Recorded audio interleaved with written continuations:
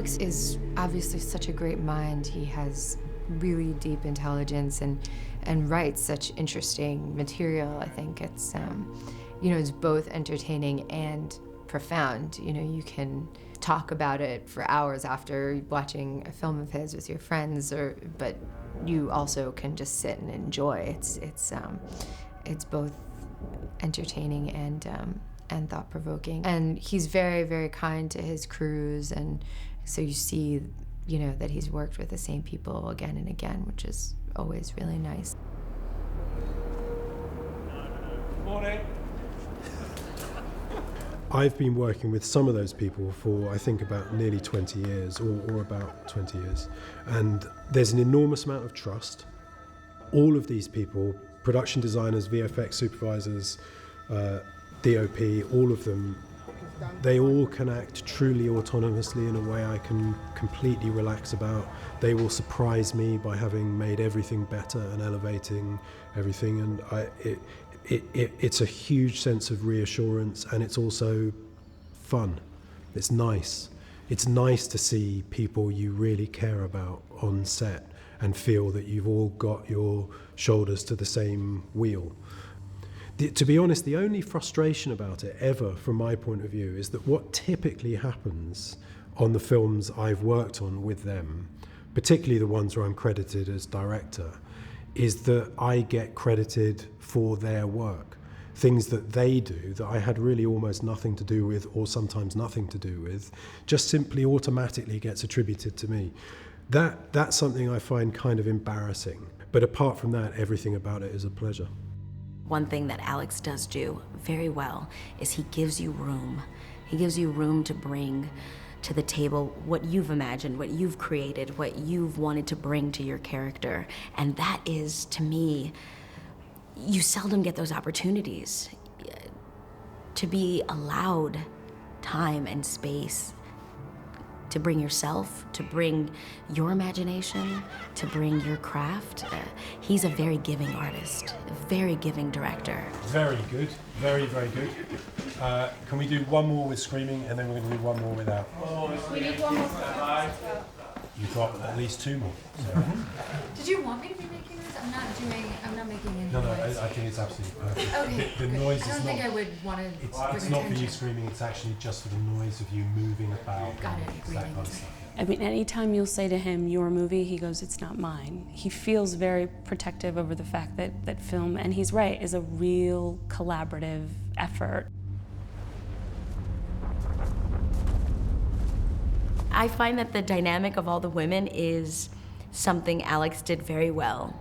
I really do feel like we were all handpicked because we all fall into each other so well. I found 4 new phenomenal friends, and I came here to make art, and I'm leaving with a beautiful piece of art and 4 new friendships. It was great and rare to get to work with so many other women and so many great women.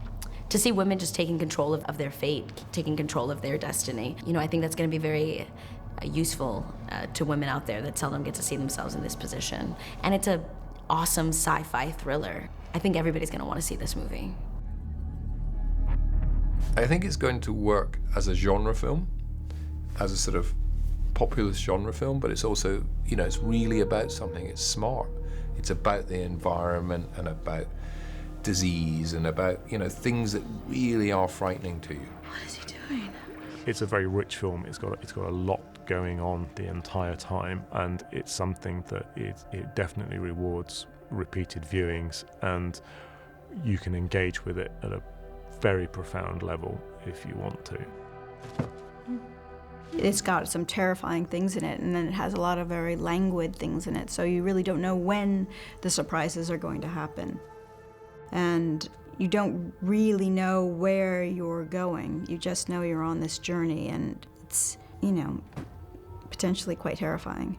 It plays with some quite deep ideas about what does it mean to be human, and what does humanity mean, what does it mean to change our humanness into something else, and does changing something else then enable something to become human, there's a lot of interesting ideas there as well.